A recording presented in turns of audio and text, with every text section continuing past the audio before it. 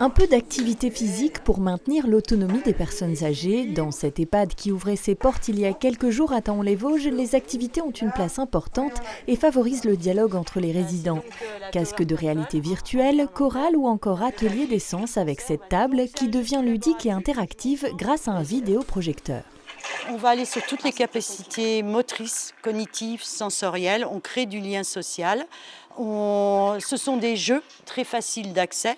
Ce sont des faisceaux lumineux et dès que le participant ou la participante approche sa main, quelque chose se passe. Donc il n'y a aucun frein et on est beaucoup sur du ludique.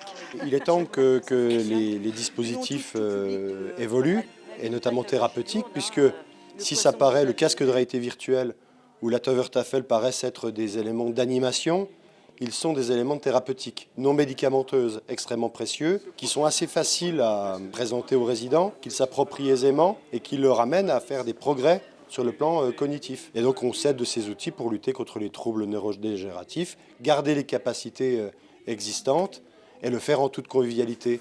Les jardins des Cuvières ont été créés en 2007 et dès leur début étaient pensés plus comme une résidence hôtelière qu'un EHPAD qui peut accueillir jusqu'à 70 résidents. Liliane est ici depuis plusieurs mois et quand il a fallu trouver un établissement, pour son fils, le choix n'a pas été facile.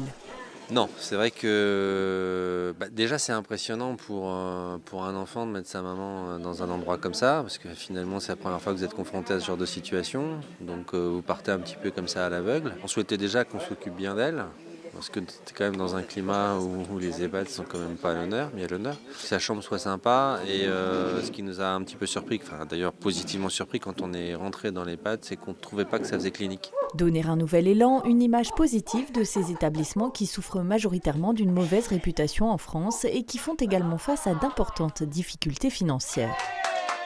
J'ai une sorte de frustration, parce qu'à la fois on a 85% des établissements en France qui sont en déficit, notamment publics, et puis on a des établissements privés comme les nôtres où on arrive à maintenir des équilibres économiques, mais qui ne peuvent pas être accessibles à tous. Je pense qu'il y a beaucoup de choses à mettre en place. Il y a une prise de conscience nationale avec bien sûr une responsabilité individuelle où il faudrait essayer de tendre vers des modes d'anticipation pour financer sa future dépendance, et puis des moyens publics qui doivent aussi s'adapter parce que beaucoup de personnes n'auront pas les moyens de le faire. Des solutions à trouver donc pour rompre l'isolement des personnes âgées et rendre accessibles ces établissements.